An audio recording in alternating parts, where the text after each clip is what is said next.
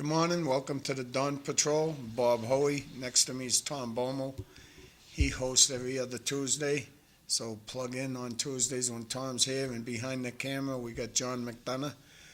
My friend Marty Meehan, he's doing grandfather. Lorrey. Marty Lorrey. I know you're a close man, but Yeah, well, there's something I want to say about Meehan in a minute.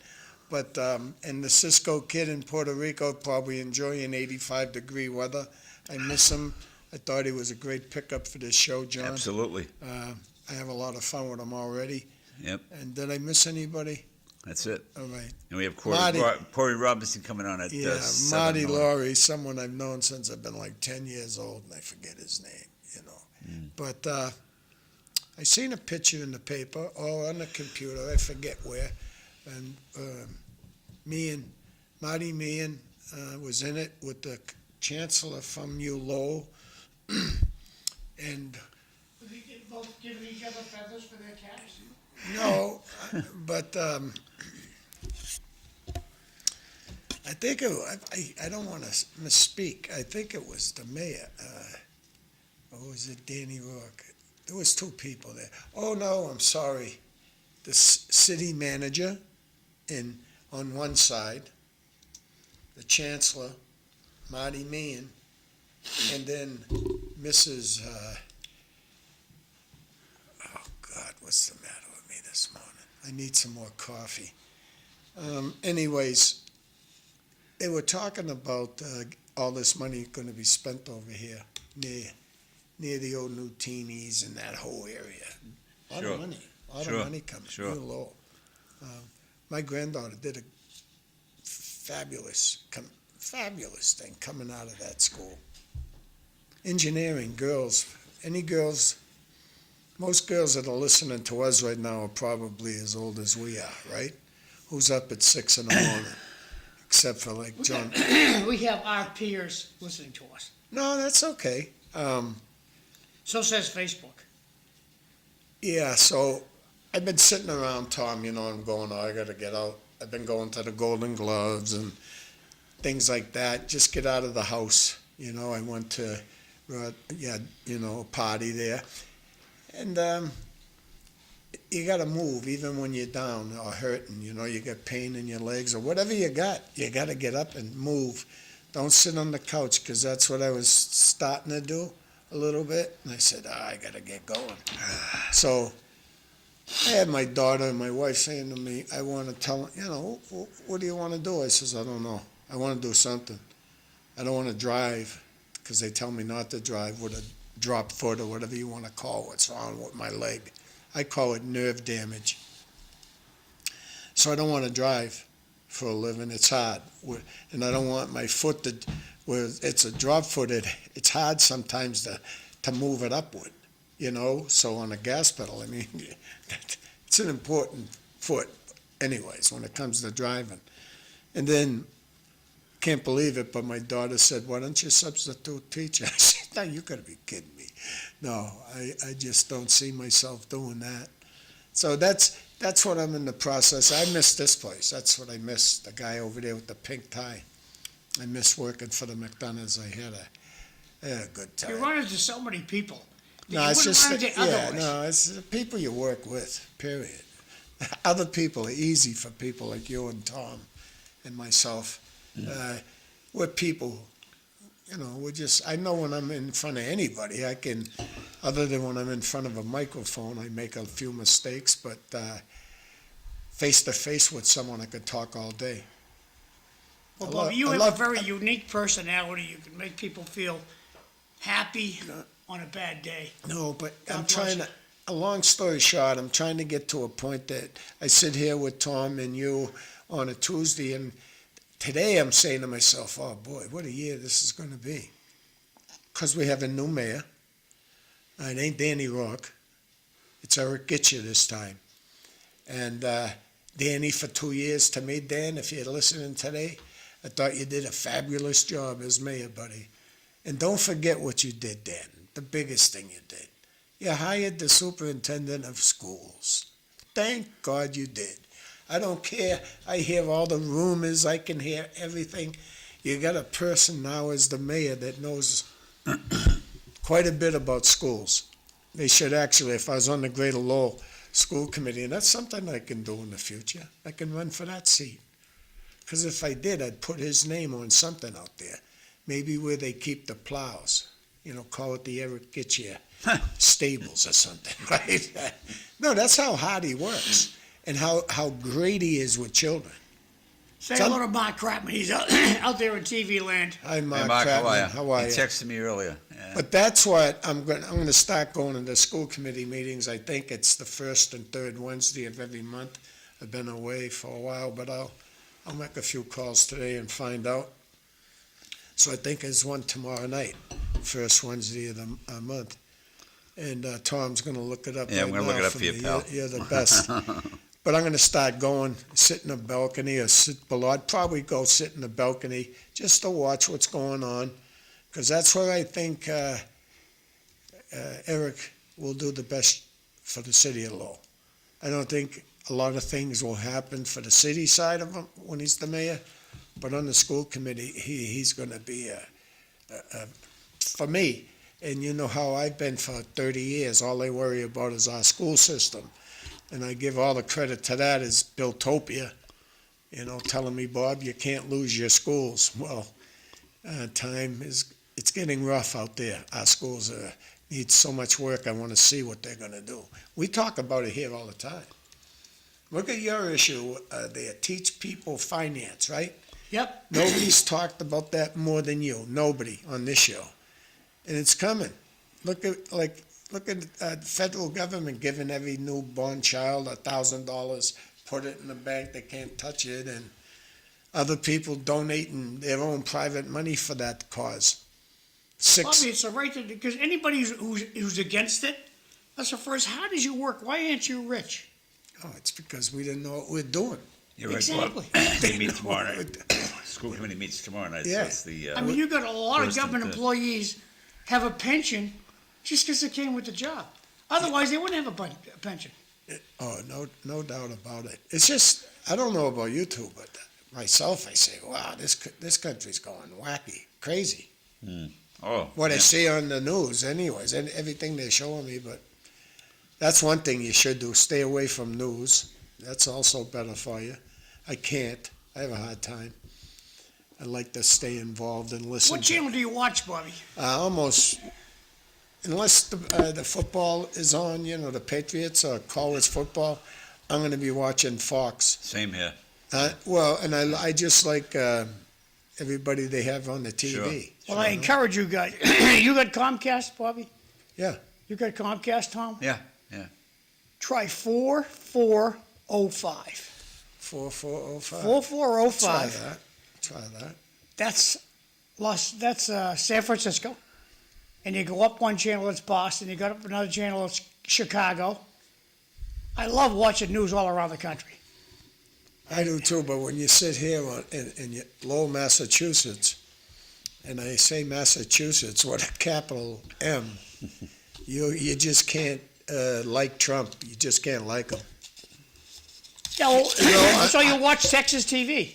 That's on there too. You just Yeah. keep scrolling up and you'll see it's all across the country. Texas, Florida, John Zimini, 4405, and just keep going up. if John Zimini's up there, right now all you're going to hear is about the midterms. That's all you're going to hear. I haven't seen John. You guys haven't heard from He's him? going to Monday Night Dinner Club tonight Is he? Yeah. on Tuesdays at the Village Inn. No.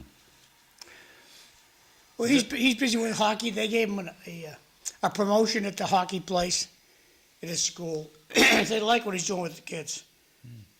Yeah, last thing I know he was the hockey coach. Didn't he get a new job out there as like the crew? Something, yeah. Sailing or something, yeah. Yeah, sailing. But no, he basically was probably relaxing too, right? Yeah, he should. Spends a lot of hours communicating and writing things about Drake-it and I mean, I couldn't be bothered, but God bless him, that keeps him going. I mean, Yeah. nothing's going to change in Drake-it. I mean, I was telling John before that things are, I think the manager, I don't know if she's losing support, but I think her honeymoon's over. She's been there over a year, and You know, she's done some things like I mean, I guess I guess I got a heart. I can't see laying a person off 2 weeks before Christmas, and she did that to a person that could have waited till after the first of the year. Or just say to me, listen, but you know, I don't know. It's just. Then I heard a story. Get this one. She went to one of the DPW, I don't know, union heads, whatever, and asked them if Department of Public Works, if instead of getting paid when they do the plowing, take comp time. Guy laughed at her. You know, come on, let's go. You know, so these things, and I know we've got some financial problems, but you can't go that drastic. I don't think. You know. Yeah, Lowell's in money Same thing. troubles. I Oh, think. yeah. I Yeah. believe. Yeah. All kinds of I things can't say that, all yeah. kinds of things going on. You know, how about the Rourke Bridge? Yeah, that's You know, it's that's getting going busy on. over there. Yeah. Yeah. You know, and the biggest beef the city's seen in probably the past 30 years is the high school beef. Yeah. Okay? The two people probably that they want to kick in the teeth the most is my friend Ed Kennedy, God bless his soul, he's gone, and myself. Two of us fought to keep it downtown. Bobby, that's never going to go away. No, you no, and I are going to be sitting here I- 10 years from now. We're going to I still am- talk about the high school. Yeah, but I like what I see from Yeah, it. yeah. Danny Rourke was definitely someone that was a collie guy, and he's doing great things for that area. But I'm Him saying, and his friends are going to do something that you guys will. you don't think if they were building a brand new building at Call, there would have been construction problems? There's construction everywhere. Perfect. Yeah. I assure you guys, if the school went to Collie, downtown would be dead completely. Yeah, well, no, Because downtown died when they took the buses out of It's downtown. already dead anyway. Yeah, But before, yeah, When they Tom, took the buses away, that was it. you know, Yeah. Tom, what you just said is right. yeah. We got 29 schools. We might have, give or take one, but 29 schools in Lowell. In the 7 years I spent on the school committee, there were schools, the newest one at the time was Maury School. It's on Pine Street. Okay. You go down I did a tour of it, went down in the cellar, there was 3 boilers. 2 of them were down and out and never work again. 1 was okay. That's just downstairs. You go upstairs, right away, what do I look at? The roof. It's leaking. And at that time, the school's only like 10 years old. So now, when you say that, no matter where they build things, you're gonna have problems. Yeah. But not like they're having with our high school. You're talking big money over, I think I'm only guessing, Corey Robinson will tell us. He'll probably know more. I haven't been paying that much attention. That's why I'm going down tomorrow night to be sitting up in the balcony watching the new school committee to me.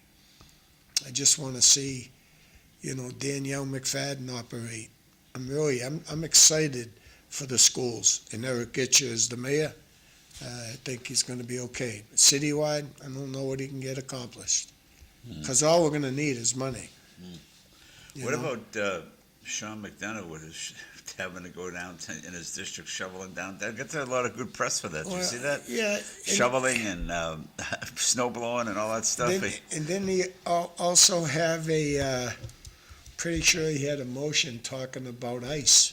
Yeah. Something Yeah. about ice. Oh, you mean And- ice? Yeah. Something about it. I didn't really Yeah. pay attention. Ice is impossible.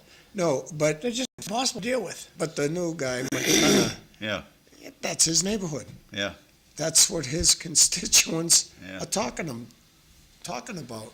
It's just common sense. Yeah. What district do you live in?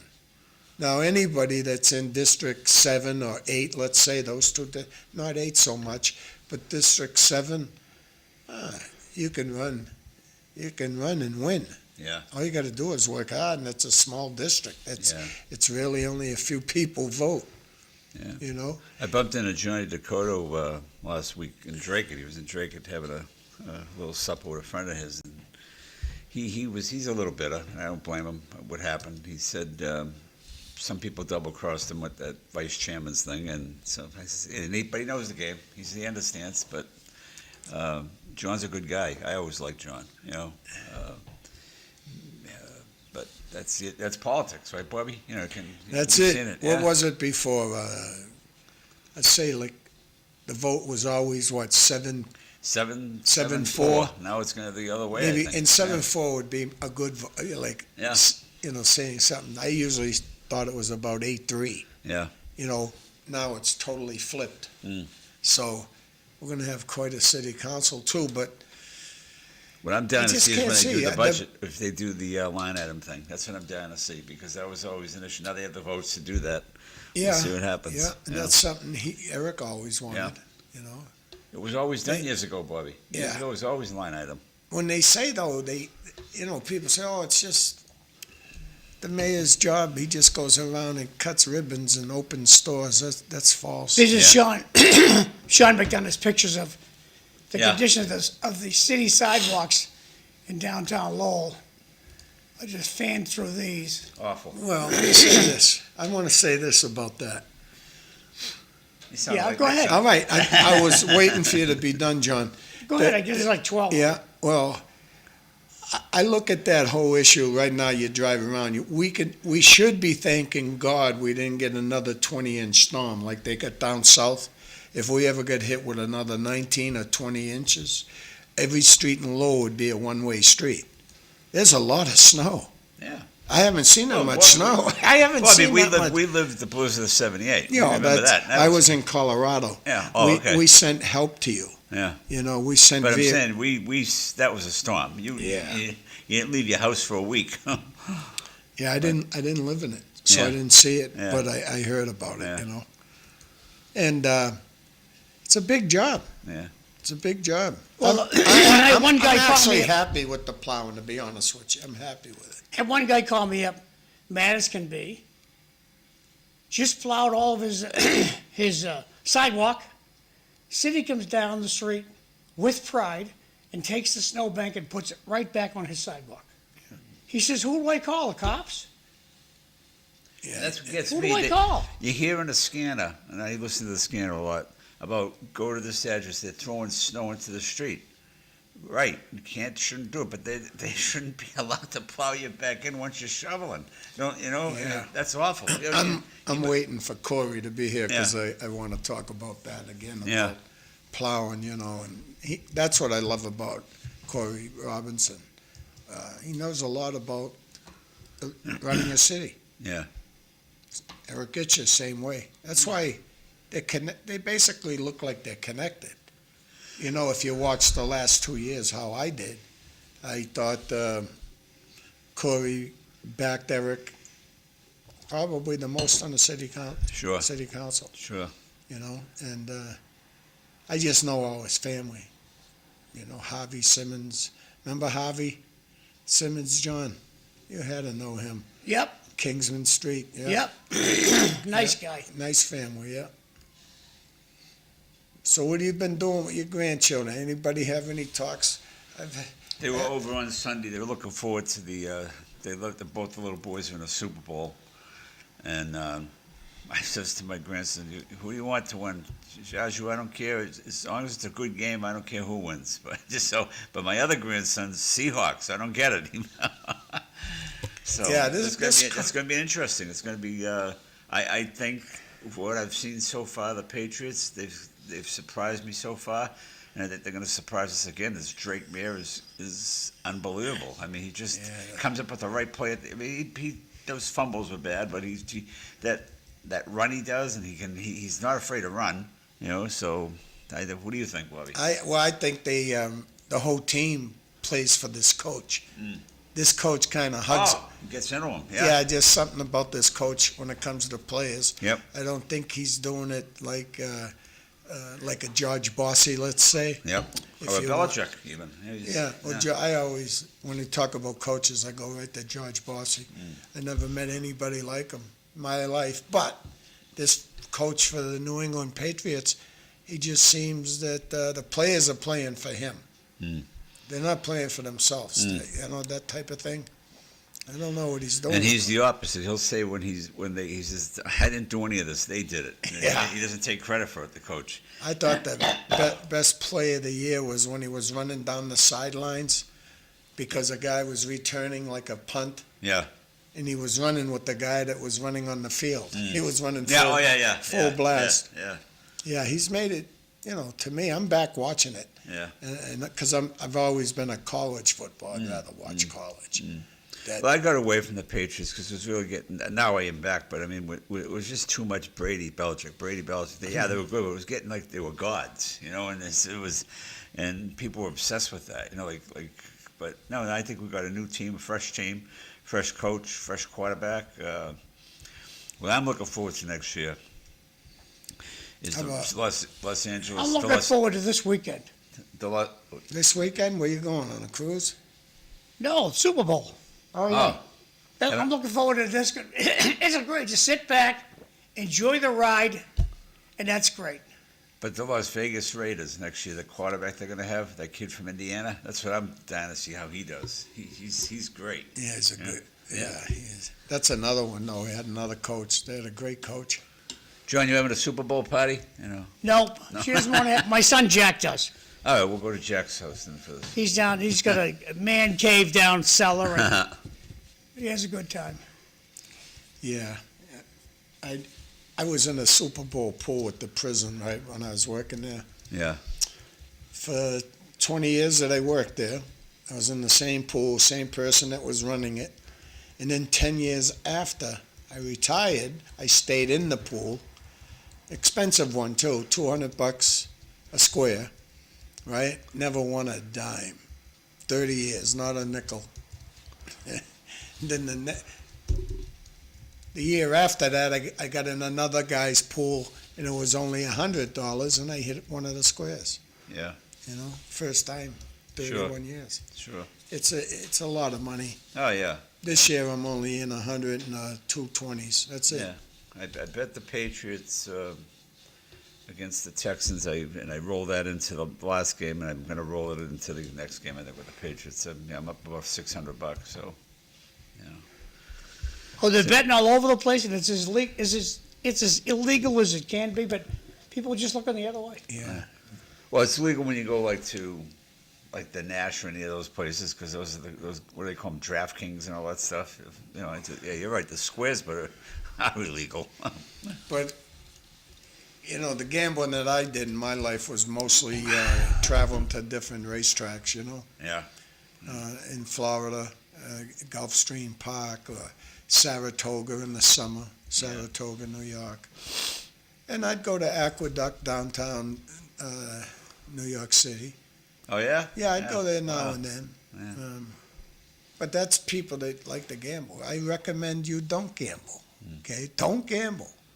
I'm not a big gambler. Just this time of year, maybe. Other than the Super Bowl pool, like I just said, $140, I try not to gamble at all. Right, Yeah. right. That's how it's brought up.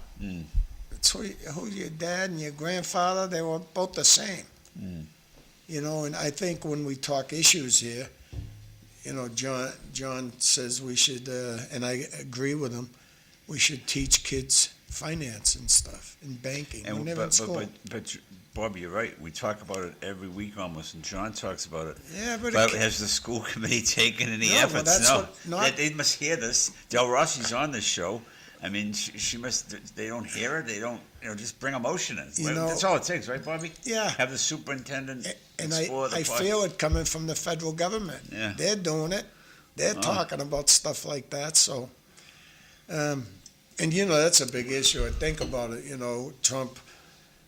If you're a Trumper, which I am, I think him trying to fix the whole school system is good. Yeah. I try to find the things I don't like about him. He's like me. He should slow down. Don't talk so much. But he's doing some, for me, great things. He's loving every minute of it. Oh, he's going to drive him crazy. As long as he's there, he's going to drive. They're crazy now. He's got them. They hate him. They just hate him. Who do you think they have in the wings? Vance? Vance and Rubio? I keep hearing Vance and Rubio. I would say. I hear Vance and. I like to say Trump's daughter. That's not going to happen. No, I'm just saying. Yeah. You don't know. You don't. Really don't know, but I don't think. I think it's time for a total change. Meaning, Yeah, I think, and the same with the Democrats. They got to come up with some newer candidates. I think. I like what he says. I'm going to. What was it? I can run another term, which he can't. But well, they could do something like that, but they take a while, But might be surprised, huh? Yeah. Barack would still be president. Remember someone Joe Biden would still be president. remember someone telling me, calling in on us and saying, there might be a surprise coming. Eric, remember him calling in? Yeah. Yeah. There'll be a surprise. He was telling us there's going to be a surprise, you know? But another big issue, and we got this Corey coming in, that's, for me, I'm going to ask him a question about the city and the schools getting together to keep our schools maintained. That I like that issue. I know It's a people. foggy word. What do you mean by maintained? Well, you gotta get together because you got custodians, right, that can't even put in a light bulb. You know, they'll call someone. You want me to read this? Yes, please. The Super Bowl commercials used to be funny. Now they're insufferable. Absolutely correct. Ben Affleck, like the duck, is not even remotely funny. Another terrible ad by DD. Yeah, they're horrible. I've seen some previews already. They're not like they used to be. Yeah, it's. How about the big news? I didn't watch the Grammys, but I heard it was ridiculous. Yeah. You know, I'm hearing about- every speaker that got up had to say something about ice. Yeah. Ice. Well, I don't watch it for that. I like their acting. Yeah, I don't watch it Whoopi Goldberg, I love her acting. I don't care for her personally. Right.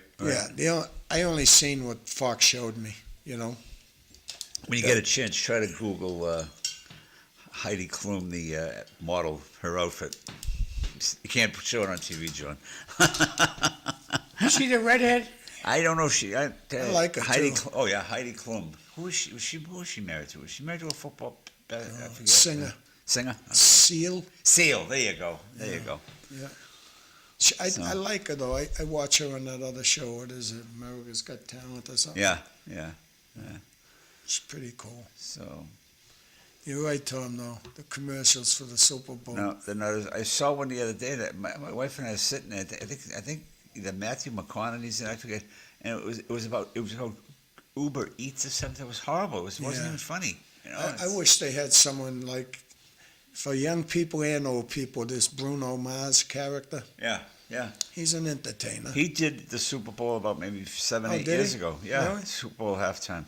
Now, they're talking about, is it true there's an alternative show you can change the channel to what? Does that make up stuff? Is that fake news?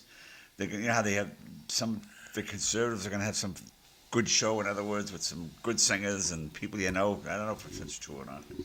No, but John, what's your? I want Tom to read. This is from Eileen Del Rossi, what she's doing with financial literacy. Want to read that? Yes. Oh, good for her. Recent legislation, particularly in Massachusetts, pending bills S327, S421, and other states, aims to mandate personal finance literacy education in middle and high schools, often requiring it for graduation. These bills focus on teaching budgeting, taxes, banking, investing, and debt management to prepare students for financial independence. Key legislation actions on financial literacy education. Massachusetts focus such as S327, S421, advocate for the mandatory financial education in schools with support from state officials. Curriculum requirements. Proposed curricula often include, but not limited to, earning, spending, taxes, banking, credit. I can't see it now, John. There we go. Banking, credit, investing, and insurance. Implementation of funding. Legislation often includes the creation of trust funds, such as the Financial Literacy Trust Fund in Massachusetts, to support curriculum development and teacher professional training. National trends. Similar bills are emerging nationwide to ensure that students have access to financial education, such as Colorado's, blah, blah, blah, and Kentucky's, which are designed to make personal finance a graduation requirement.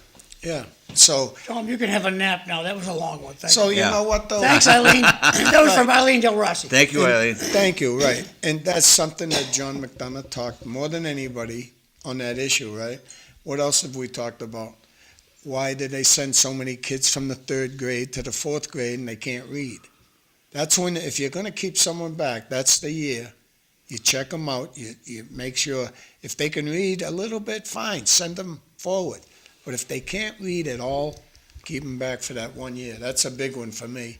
And another one is, I don't like being told we can't do it when you don't look into something. How about Chelmsford? They have the 5th and 6th separated from the 7th and 8th. No system in this area would benefit more than Lowell doing that. And people tell me, we can't. Listen, we spend a whole lot of money on busing that I'm against. I don't like the way we do it. And we can cover anything. We got 29 schools, so why can't we do it? Marty, how tasty is it? Chelmsford does it. They How's say, ta- no, we can't do that. How tasty is the food at the Rogers School? Rogers School, I'm pretty sure the Rogers School distributes all the food from our mark, which I can't even say it because I never voted Well, for it. the other day, Don't like Freddie the- Bahu was the stand-in principal for one day. Yeah. I think Eileen Del Rossi was the stand-in principal for one school. But they kicked them out before lunchtime. I think that they should have asked them to stay and have lunch with us Are you kidding me? and eat the lunch the kids had. Yeah, it's not good food to me. That's It's just probably why not. they kicked them out. Well, I mean, why are we paying for this? Yeah. You know, all you have to do is you go to Fenway Park and taste the food that they have. Not bad. Yeah. Yeah. Go into our system, like John just said, and check out what the kids are eating. I think Eric said, Not bad. don't they have some the Volk School, the same thing? No, the Volk makes their own food and it's delicious. Okay, You I know- thought Eric made something about, okay. There was one year, right? In fact, I Tom? got to get Lee Gitchia back in here. Miss him. There was one year when Yeah. I was on the school committee, I brought up a motion to bring in different food trucks now and then for the high school. Just so the kids could have something different. Sure. Go out the front door and get some something off. They wouldn't go for it. Hell, no, because all they want to do is every time some kid takes a meal, hit that register, hit that key, and that's all they want to do. It's all about RMAC making all the money. Yeah. And the staff that works for them gets burnt. Terrible conditions to work Yeah. under. I mean, Drake schools are still run by the cafeteria staffs, and the food's excellent. Mike That's McGuire what- ran yeah. it for a year, and We for should do years, that here. Yeah. We have I don't know why they got away from that, because the food's excellent. And From we- what I'm hearing from students, that, but, I remember the lunch lady days. It was unbelievable. yeah, down at, It was yeah. great, Yeah, you know.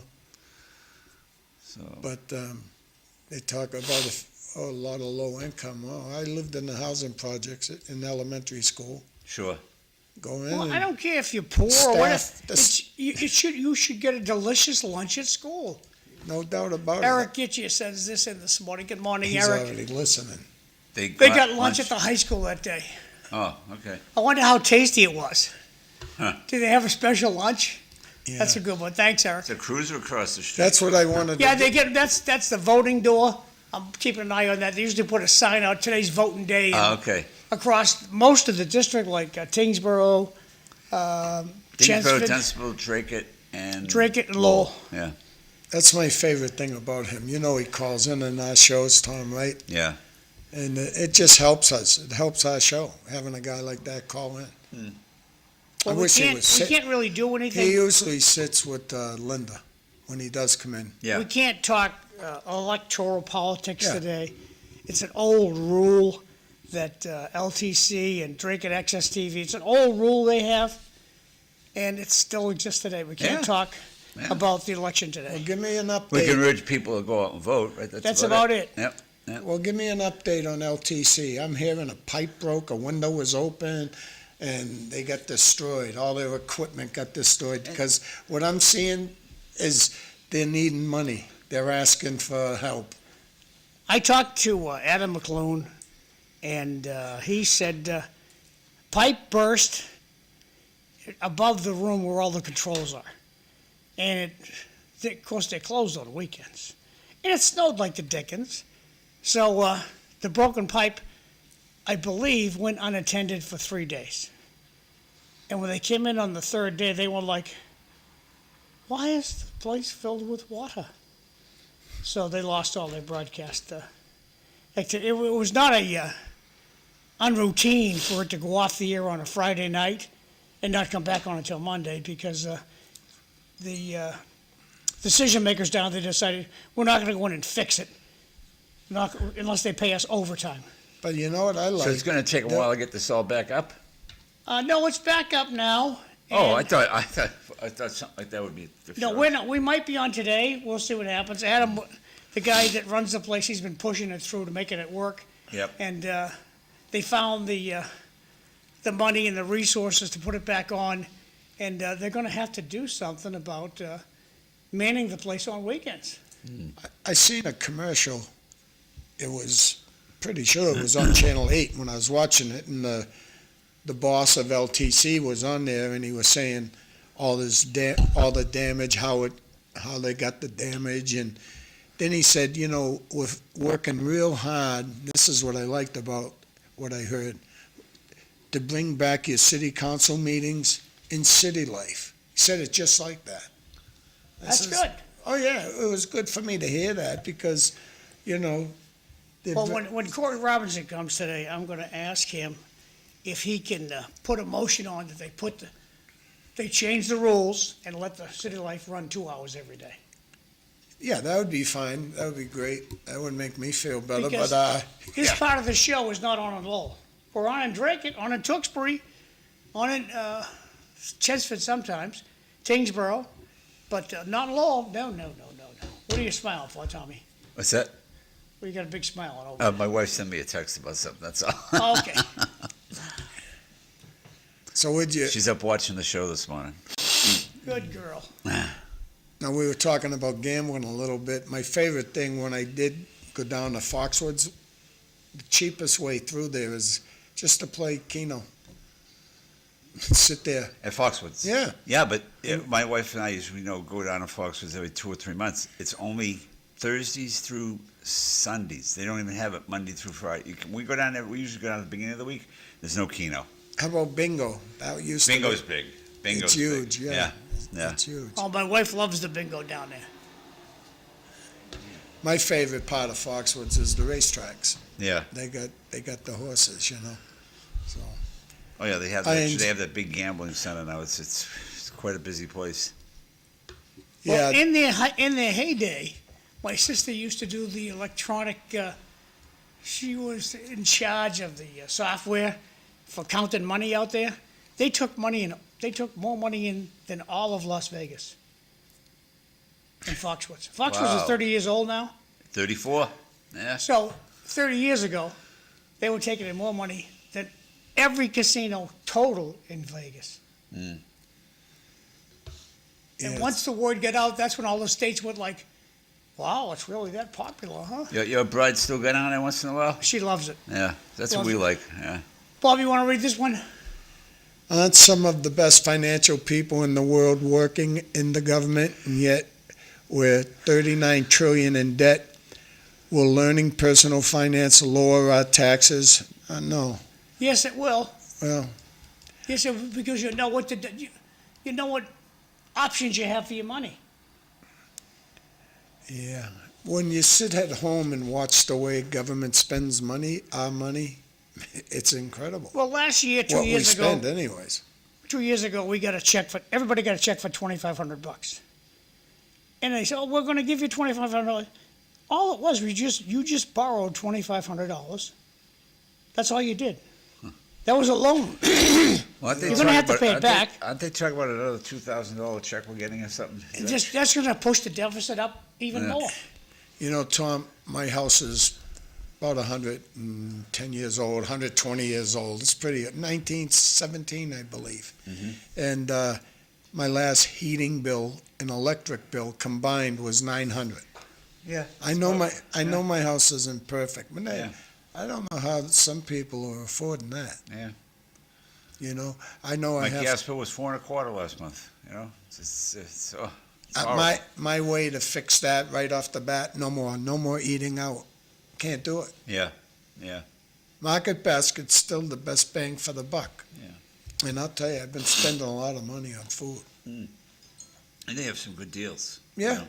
How's You the, gotta- and how's the look- mood at Market Basketball? Look at What's that? Hanford's. How's the mood of the staff?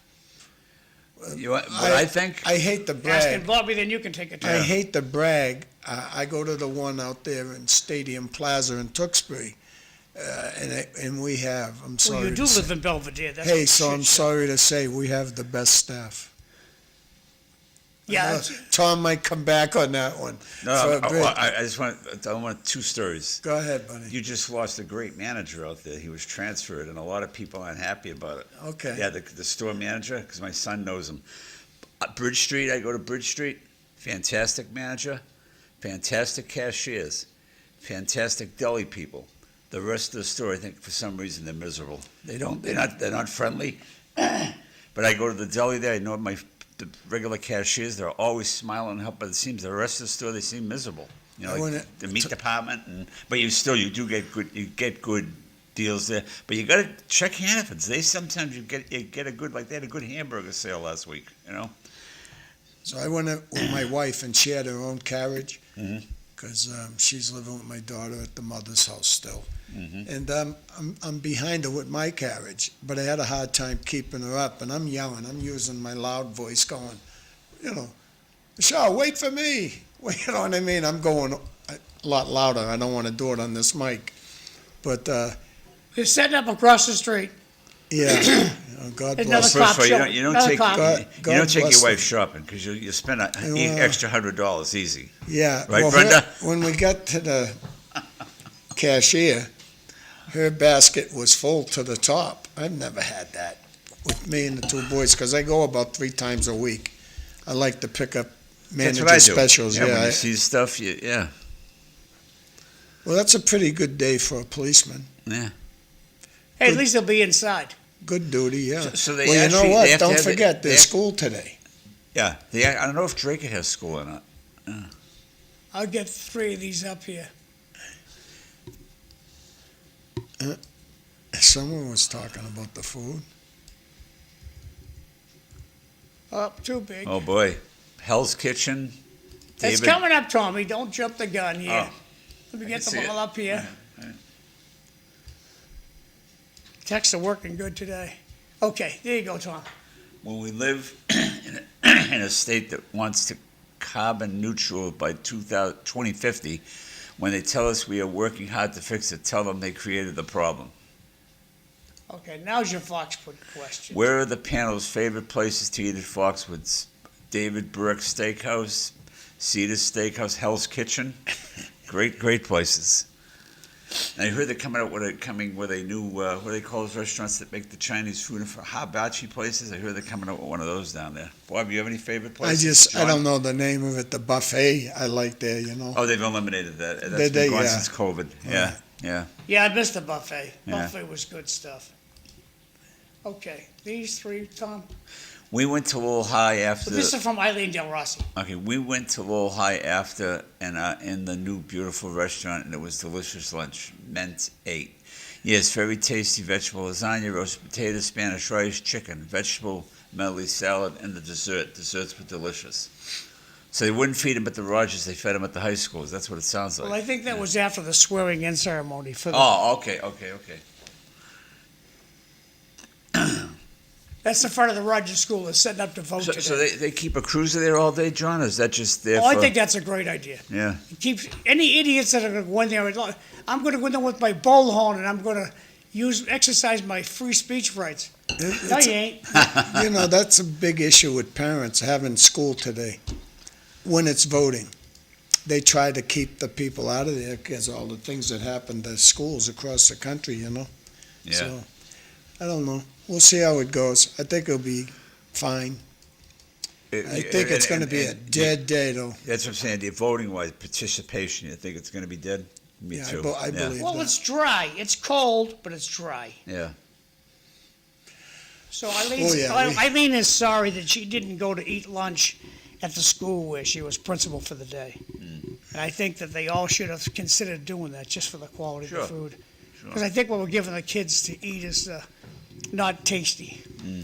Yeah, what I'm waiting for is, how Lowell is. We fire superintendents, right? Yep. Everybody, It's a trend everybody, here. It's like, yeah, it's a, everybody knows that.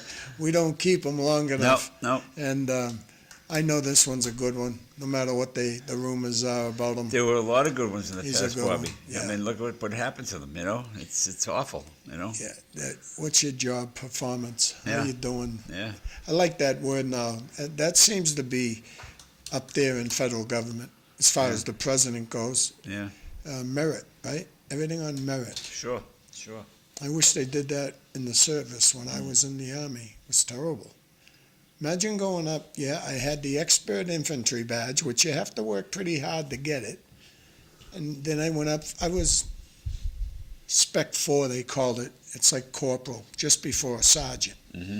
Then I went up for sergeant, and almost word for word was, sorry, Mr. Hoey, we have to fill quotas. What's quotas? What are you talking about? I got this, I got that. No, we can't promote you. We have to put, this was the start of it.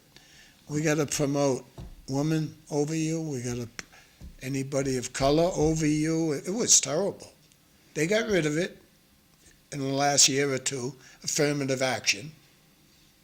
The Supreme Court got rid of it, thank God, finally. But I don't know. I don't know what's going on now. DEI, you think that's still going on anywhere? I don't know. Yeah. Huh? Hiring. Yeah. Well, I'm glad they didn't do it to pilots on planes. Yeah. That's where I haven't flown many times, as far as private jets. I did a lot of stuff in the Army, flying helicopters and things like that. That's back when they were powered by horses, though. Yeah, but I always say hello and nice job. What a flight. Once I hear those wheels hit, oh, I think about it, the whole flight, though. Like, listen to the engine purring, you know what I mean? You don't want to hear anything. It's scary. Flying is scary for some people. I agree, and it is. I think everybody would. But if it's your time, it's your time. You have no control over it. I mean, you agree with that theory. I mean, you get hit by an LRTA bus walking down Merrimack Street. You know, it's. Speaking of buses, Tommy, how's ridership? Great. With the free bus. It's of course it's free, so it's gone up. It's gone up tremendously. You know, so in fact I'll bring those figures and I'll get. Yeah, if you think of it, like they usually send them we'll get like them. What was it a year ago? What is it today? Yeah. The only problem we're having is a lot of the bus drivers are having issues with people, especially homeless, getting on and you can't just keep riding back and forth. In other words, even you and I can't just get on the bus, go and start. You got to get off the bus. And when it's this cold, there must be a ton of them wanting to get on the bus. Yeah. So, I don't know how they survived that bit of cold, some of them last week. I mean, it's awful. You just pray that they had somewhere to go. But I did a tour yesterday. You don't see that many out there right now. It's so Yeah. cold, Yeah. Shout out to Dave Willett, who retired last Friday. Yeah. And Davey takes over today, Cody's Market, over on He won. Salem Didn't he Street. win $1 million? Yeah. But love That the was guy. cool. But he spent $2 to win that $1 million. That guy loves the scratch tickets. Okay. But he takes over Cody's today. He's going to do a lot of changes over there, he said. So, yeah. So. Another one was Bo James. He hit $1 million, I think. Oh, really? Maybe Yeah. twice. Yeah. Yeah. I know once, anyways. Yeah. So I've had a lot of fun with like recently Mickey Ward. I saw that. Yeah. Kiki Rudy. Yeah. Brian Rudy. Yeah. And they finally can say freely that Brian, pound for pound, was the best fight I ever seen in my life. Brian Rudy. Oh, yeah. His brother Kiki said to me, you know what, Bob? And my brother, if I didn't have my brother, I wouldn't have been nearly as good as I was. And Kiki was a great fighter. But Brian, oof. And Brian's not a big man, but he was a tough kid. That's for sure. So to go, and Dan Rourke had a private party at the auditorium. Really? Come over to me, invited me to go upstairs. Wow. And I wasn't invited. I'm glad I did. Good. Was you at the gloves? Well, you could have called me. If I'd known about his private party, I would have gone. Well, he had one upstairs, and it was packed. It's just a small room, but totally packed. I got to see my godchild there and some good friends. Right. And I A lot of didn't good eat. food? They had a lot of good food, but I Johnny, didn't I'm not eat. happy. You and I could have some nice food at Would have been nice. Brooks. Yeah, okay. Yeah. It was a good time, though. Good No, time. Ginny does a good job. And then I get another picture year after year. I'll get back to that. Respectfully, it's free to the riders, but what does it cost the city, state for it to be free? Jay. I don't have those figures. I can get them. It costs the city nothing because it's through a federal/state grant. So I don't, and it's not a city bus system. I think it's the right thing to do, and people realize the value of it, so when the prices do come back, people will pay the buck. They were paying $1 for the ride. Yeah. So they're missing $1. Yeah. So I think it's great. But you take that buck round trip. That's $10 a week. It's for people. That's very important to people. You know what I mean? So, but no, it's great. I hope it stays. So, and it's one of the things that our governor, who I'm really not fond of, pushed was Healy. She pushed that for the free buses. So. Yeah, Well, she doesn't This one, realize it- those people don't vote. You think No, the homeless vote? she's doing a good job, isn't she? the- Isn't she? I think she got a lot of. She's right So up you there with think- a shitty now- manager. Now, 3 Republicans running, right, for that? Yeah. That's going to be interesting to see. They're going to cut each other up, and everybody's saying she's in trouble. Even Marty, who's a big supporter usually of that, thinks she's in trouble. Marty went as far as say he didn't think she'd run again. So. Well, all they have to do is publish how much money she spent on the homeless and on the illegal aliens, the illegals. Can't use that word anymore, but it's I don't know if she was the one guilty of it, but that millionaire tax, how they were supposed to split it up fairly amongst like the infrastructure and the schools. Yeah. But the schools got ripped off.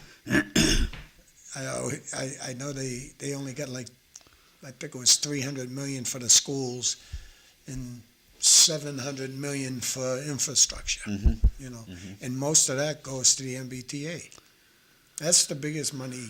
There's another thing, that MBTA stuff that's going on with the towns. They're suing Drake. There's suing, I forget, Tewksbury, and there's like 9 communities that they're suing for not enforcing that. But I'm glad that Drake had stood by their guns, And I'd be honest with you, I don't understand the whole thing. A lot of people know, I know John Zimmer's pretty astute on it, and a few other people. I don't know what the whole deal is on the MBTA Communities Act or whatever they call it, so. Oh, that if they're going to have a beef with John, it's going to be a good one. Because I don't know who started that, anyways. Was Yeah, it? that's what I'm saying. I don't know. Yeah. I don't know how that went about, So. What was Lowell's way to fix it over here at the old Heinz's Cafe? Yeah. Right? That's still proceeding, huh, John? That's moving quick. yeah, Heinz's- it's all permitted. They did all the right things, Yep. and it's the shitty manager Yeah. that forced it, and blame it on the guy who herded the homeless to the South Common for the whole thing.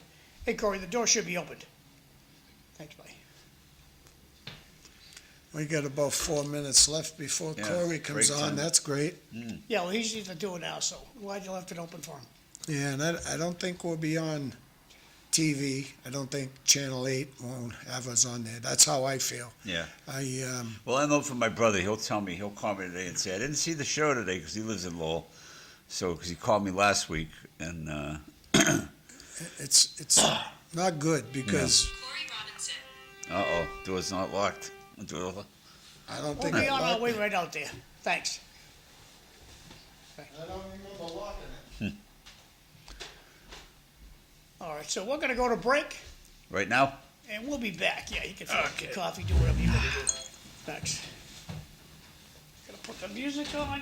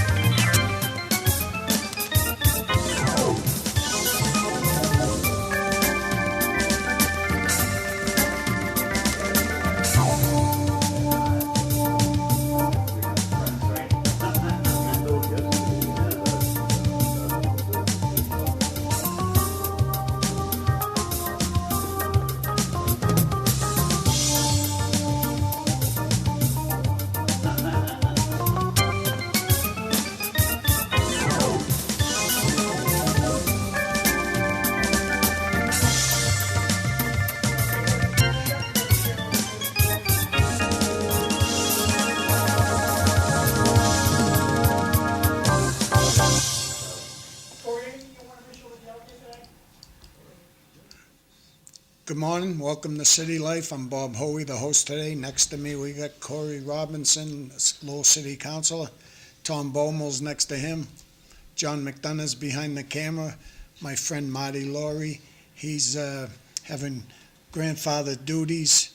And the Cisco kid there, he's in 85-degree weather, enjoying his life. I thought we might hear from him. I thought he'd call us and rub us in. We know who we're going to hear from already. I want to start that, actually, on this show. Things that we should say to have Eric get you a call in. Well, we got Because somebody, I'm not going to mention the person's name, but somebody was here last week, they got him to call in. no, but when this gentleman here is sitting next to me, right? Oh boy, look at this. So, Tommy, read these two. This is from the last hour. Okay, the MBTA Act, Section 3A of Mass General Laws, Chapter 48, was signed into law in January 2021 by former Massachusetts Governor Charlie Baker as a part of a bipartisan economic development bill. The legislation was designed to address the state's housing shortage by requiring 177 cities and towns served by the MBTA to create zoning districts allowing multi-family housing by right. When you have a city council putting illegal limits ahead of the citizens, why would you trust the government ever again? So, Okay, so And- go ahead, Tom. I was just Back going to over say, to you guys. it says they're servicing the communities. Now, I haven't seen an MBTA bus in the town of Drake. I don't know what they mean. Does that mean because we have access to the trains downtown? I don't know what they mean when they say that. You know? I don't know, but Yeah. I want to get back to what I was going to say about the city councilor sitting next to me. What I like about him is his knowledge of running the city, especially like DPW, the roads, all the things that we have going on in the city. And when he connects with Eric Getchia, to me, them two bring an issue up that they got me on their side, and it's getting the school committee and the city council together on how we maintain all our buildings, not just our school buildings, which we have 29 of those, and I don't know how many city buildings, but probably another 20 or 30 of them that we have to keep up. The maintenance, if you don't, you're just bringing more problems. I mean, it's simple. You know, sometimes just an AC, making sure there's a new filter in it up on the roof. Some people don't even go up to put a filter in it for years. Well, Tommy, yeah, Bobby, So- if you want to fix that, we can't hire your sister. Make up your mind. Hire No, your no, sister or fix the air conditioner. Right. That's but Lowell. all you want is focus on the issue, and they brought focus to the issue. Corey has many times. Yeah, I know he can say a lot more about it. You know, right away someone's going to say to me, "Well, you were on the school committee 7 years. Why didn't you try to do something like that?" Of course, you don't advocate for giving away school money to the city because that maintenance of effort issue, which who is it, Jerry Nutter, I think, might tell you more about that issue, that we're not happy with it, let's say.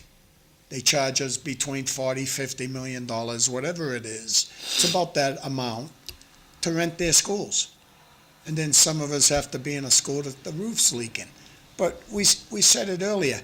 All I want to do is go back to Corey, let him speak a little bit about what he thinks that would do if the schools could get along with the city and build some type of maintenance facility. So there you go, my friend. Thank you, my friend. Good morning, everyone. I think as far as the centralized facilities when it comes to the schools, it's kind of a no-brainer. I think as the property owners, so in a municipality, one of our most valuable asset are our facilities, our buildings that we own. They're the most expensive. We invest a ton of money in trying to provide the best possible learning environment. I just want you to hold that thought. Look at the dedication of this voter here. A wheelchairian on a wicked cold day, getting their wheelchair up to the Rogers School to vote. That's dedication. That's love of America. Congratulations. Back to you, Corey. Thank you. So, I mean, as far as protecting our assets, I think the city needs to have some say on who does what exactly in our properties. A landlord has oversight over the upkeep and maintenance of their buildings, regardless of if it's rented condos or apartments, whatever that is.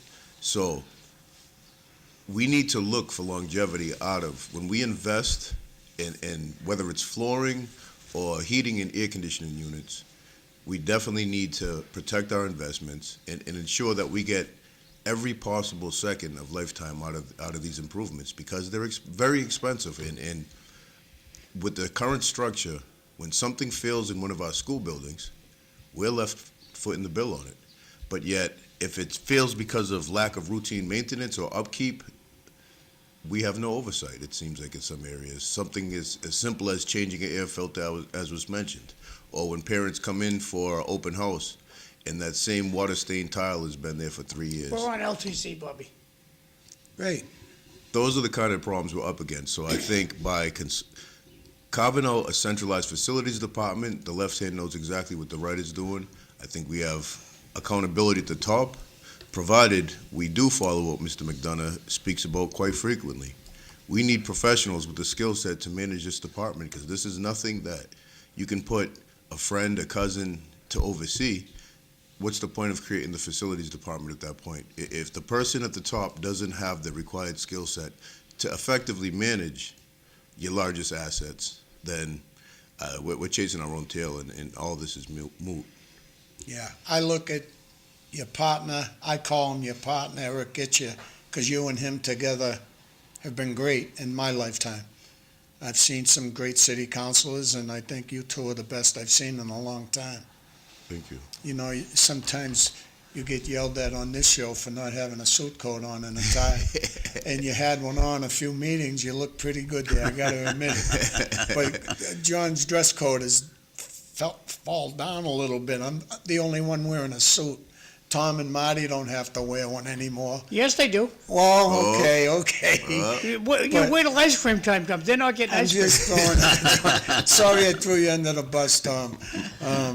But no, Get you never wears a suit when he comes in. Never. the Gitches, you know, I mean, they carry some votes with them, you know.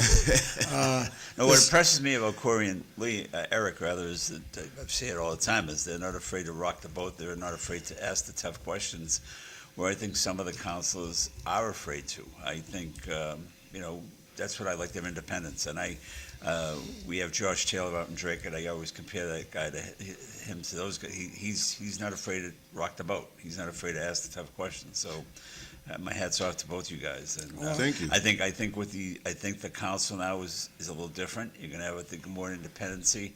I don't think you'll see those lopsided votes anymore, where you guys might get some more support from on some of your motions where Eric couldn't before.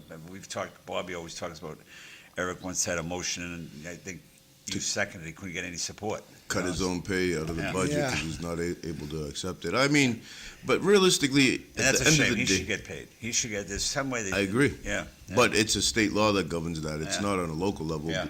And as far as being willing to ask the tough questions, it's nothing personal. It's not about the person. It's about the function. It's about policy. We have to ask these questions. If something's broken, I think a lot of that comes from Eric and I's background. For myself, 15 years, I was on the inside looking out when I worked for the city of Lowell as an employee. As a union president of the city, I got to understand the way the city organization as a whole operates and where the breaks are. And a lot of these questions were questions I had as an employee, and I'm sure Eric probably feels similar because, again, he was an employee looking out for a long time in the city of Lowell. He also dealt with the union. When you do that, you have to understand firsthand what every position that you represent does intricately, because there's going to be a lot of arguments over different things that come up. I had to know what a dispatcher or a HVAC person or a plumber has to do for the city of Lowell, even if I never did it one time in my life, because I represented that position. And so I think as a result, some of the stuff we hear in the city council, it clearly doesn't make sense. So we ask these questions, I think, from a place looking to improve efficiencies, improve the function, improve the service, and be able to justify the cost that comes along with these services that the city's providing. Because we can't just ask taxpayers for increases with no accounting on where their money's going. And then, if you look at the snowstorm, for example, people are left scratching their heads saying, what's going on? And there's a fine line.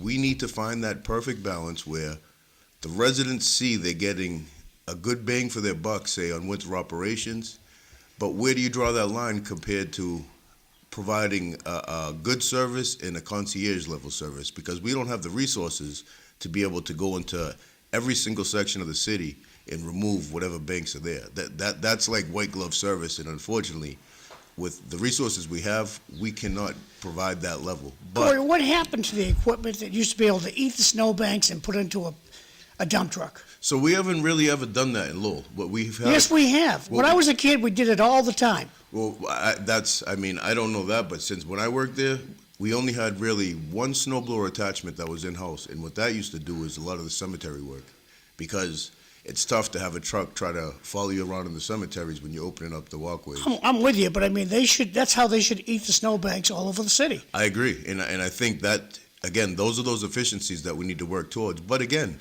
if we purchased a snowblower attachment for our Bobcat, say, and we had the 10-wheelers ready to go. No, you need it for the front-end loaders, the big ones. That's what you need it for. Yes and no, because you have places like Back Central that a front-end loader might be too large to get into, whereas the Bobcat with a snow thrower attachment can accomplish the same thing. Downtown Lowell, That Island Street, Gorham Street, Bridge the Street. wider streets, I agree with you. Get a front-end loader, and that's what you do. It just take away the whole. And I A had lot- one guy call my phone, all ticked off. He said, "Hey, Mr. TV guy, who do I call?" He just finished doing his sidewalk, and the city plow came down with pride and took the snowbank and put it on his sidewalk. With pride. And we talked about this. Smile and a wave. See, and it comes down to coordination, and that's what I was just going to say. Even if we have all the equipment in the world, we need good coordination between DPW to ensure that we're prioritizing the areas that need to be removed. So, like, perfect example, we had no school Monday, Tuesday. I asked the manager, have we got any list of complaints from bus drivers? What are those trouble areas? No different with trash collection. We have a list from Waste Management on troubled areas for their drivers. Where's high pedestrian traffic areas over all your business districts, around all your schools, your crosswalks? So again, we need, as a city, to do better as far as the function, as far as prioritizing, and as far as allocating the resources that we need to addressing these kind of problems. Without that, there's no way. Hey, look at who it is. Yeah. It's Sunshine. There he is. The Cisco kid. He must have just got up. Yeah. You know, get why we're talking about plowing. If your district, Christian Hill area and stuff like that, and I don't know anything about plowing. The one time I tried to do it, I ruined some guy's lawn. I was working for Danny Durkin at the time. Ripped up a big piece of lawn. I just don't know how to plow. Some people have to know how to plow. Christian Hill, that area, oh my God, that must be tough stuff if you don't have good equipment. Each district, Belvedere, John says where I live, I don't believe I live in Belvedere. Yes, you do. That's another story. Belvederian. You know, I was frustrated for the past 15 years every time we got a snowstorm because of what the city trucks do on my street. I live on a dead-end street. Yep. It's called Stratum. Yep. And their plows are angled toward the right. Push it towards the park. And they push it all toward the houses. Yeah. But whatever, I don't know. I used to think they could go down the other ring and come up this way. But that's okay, because I solved the problem. I don't touch my snow at all till the storm is done, completely done. Then I go out and get rid of what's in my way. Tommy, you want to ask this one? Can you ask the city council, are the sidewalks in downtown walkable? Some areas appear to be, other areas no. Again, it's a work in progress with the Public Works Department, and Well, I think you should talk to the guy who does the Rogers School, because you can't get better. yeah. See, Talk to the guy who does the Rogers School. Say, hey, buddy, what are you doing right that we're doing left? yeah, I This- agree. Over here, this is a city guy. This guy's a hired hand. He's not a city employee, but they hire this guy to do the sidewalk. Look at this sidewalk and look at the sidewalk. This guy should get a big feather in his cap at the Rogers School It's fantastic. Yeah, someone did a good job over I there. went through the city on Saturday or Sunday afternoon. It seems like they got rid of some of the snowbanks. It seems on the main drags, like Merrimack Street, Market Street, it looked better. They have been doing snow Yeah, removal, yep. And I think one of the, you'll hear, I was talking about it earlier before you came on, Corey. I listen to the scanner a lot at home. You hear a lot of they're saying people are throwing snow back into the street, and that's not right. But they should also not be allowed the city to plow these snow back into the people's yards once they plow it. How they ever get rid of it? They shouldn't be throwing it in the street. Absolutely not. But All it's of this, frustrating. it's Yeah. winter life in the city, and, Yeah. and we've been having that struggle for as long as I can remember, where somebody does their walkway or driveway, the plow comes by, Yeah. fills it back in, people are snow blowing it back out. I mean, that's Right. And again, when we look at, I have highlighted this before, these are some of the challenges also that communities face when density is an issue. When the residents have nowhere to possibly put the snow, they don't have yards in Lower Centerville. Their front yards, the snow banks are higher than their front windows. Their driveway has a 4-foot mound at the end of the driveway, and they're trying to get out of it. That's what happens when you're densely populated and you run out of land for the most part. Because I could show you sections of Lower Centerville that I scratch my head driving down the street, because I don't understand how the residents came together to clear their parking spots, and it's like a sculpture in the middle of the road that's 14 feet high of a snowbank, because they have nowhere else to squeeze it. And that's what drives me crazy. I think my colleagues and I, what people don't realize is, as you were talking with the MBTA communities that was up earlier, Yep. by right broad brush legislation that impacts density in a quest to just let's build housing, build housing. It's almost like a robot saying that. We need to build housing. It's more revenue for the city to blow. But it's not even the city that's advocating for a lot of this. A lot of these initiatives, broad brush, blank, just by right statements and policies, are coming out of the state. They're not taking the time. They're pretty much removing input from local land use boards. And if you're on a local land use board, you know that community. I mean, perfect example. It's so in Centerville, good friend of ours, Ryan Rourke, him and his partner purchased the St. Louis property. They developed it. They put in some single families. They kept a couple of the existing structures and repurposed them into condos. Beautiful job they did. This is smack dab in the middle of a very dense part of Centerville. Bunker Hill Ave, right? Bunker Hill Ave and West 6. So now, Ryan initially and his partner were trying to do a little bit more over there. Excuse me. They needed some off-street parking spots in order to be successful in that project. So they went to the land use board. They worked with the neighborhood. It was scaled back to where they didn't need off-street parking to impact the neighborhood. And so here we are with a project now that's been done, and no impact, negative impacts to the neighborhood for the most part. They have all self-contained off-street parking. It's a win-win for the developer. The neighborhood is not up in arms. He actually just helped out some of the teachers at the Greenouts by clearing a section along his property so that they could park. He's been a great neighbor over there. And so at that point, if you look at this same project and then you look at one of the bills that just came out of the Senate side in favorable, the initial draft was drafted on the House side. They're talking about density of up to 30 units per acre with some of these projects. Now, the project that I'm mentioning, that's a 14-acre parcel. So you're telling me, according to this bill that comes out of the State House, by right, 30 units per acre times 14 acres, you're talking over 400 units of housing could have been stuffed in that same parcel in the middle of Centerville. How does that impact now your infrastructure, sewerage, water? How does it impact your schools? How does it impact your streets, existing roadways? Because we can't widen a thing over there. We don't have the land to do it. All of these concerns get ignored in the quest for we need housing. And so I think that's a major problem. Hey, Corey, hang on one second. I'm going to put Cisco on. Cisco, go. Say good morning. Cisco's calling from Puerto Rico. I want to know about the snow. Where has the snow gone? You should have packed a suitcase full with you. How's your weather down there, Cisco? It's beautiful. beautiful. 75 degrees this morning. How's the food?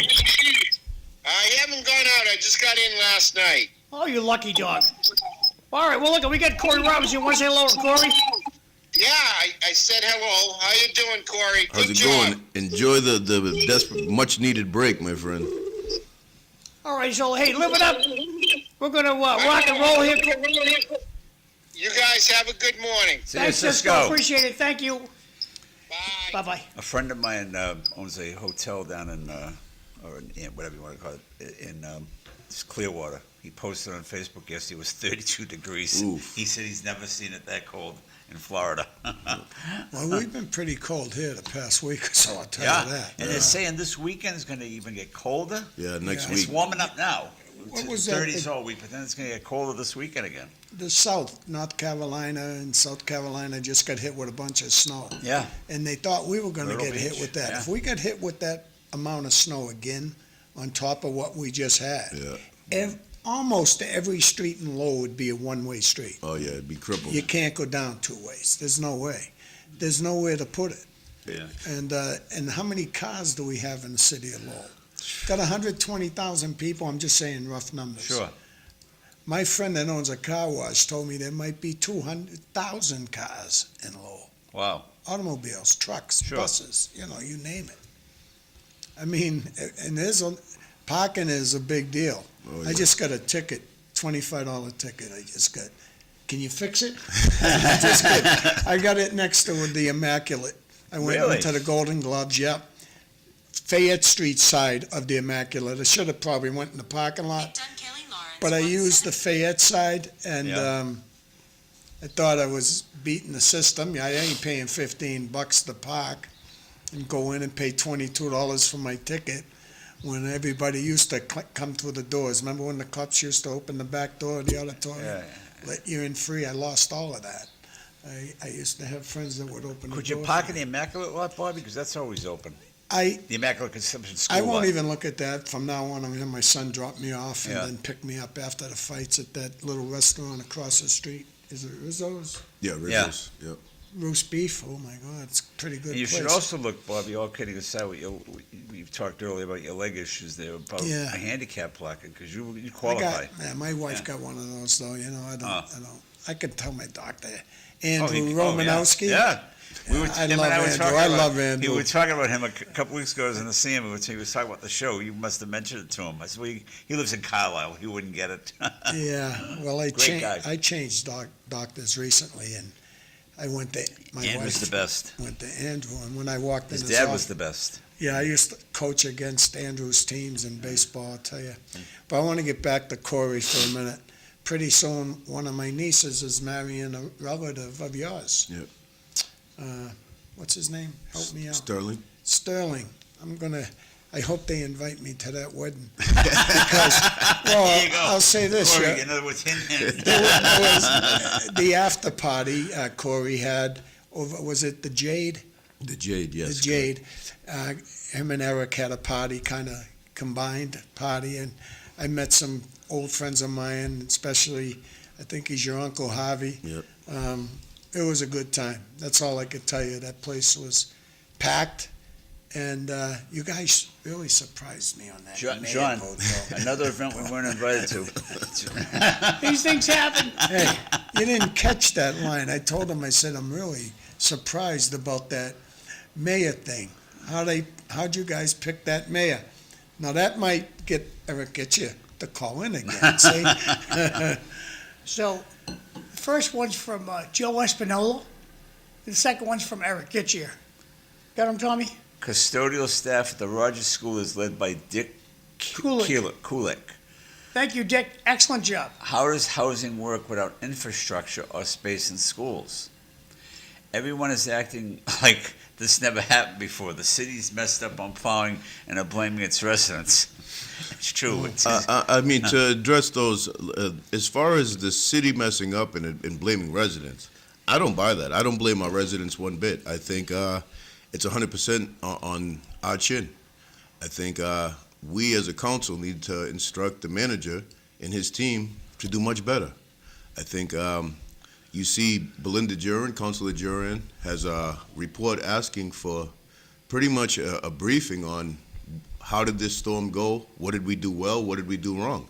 I think, as was mentioned earlier, with this council, we're going to continue to look to improve, and I don't blame the residents one bit.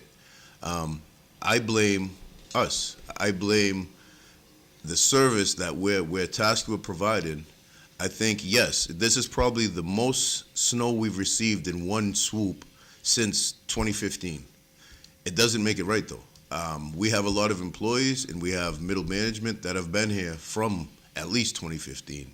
So where's the institutional knowledge when it comes to this kind of Well, it was the service? weekend and they're off. He'd have some, Well- you talk about density. There's nothing more dense than probably Plain Street down to, let's say, the Lincoln School and going upward in the Highlands. I think that's the most dense parking on the streets.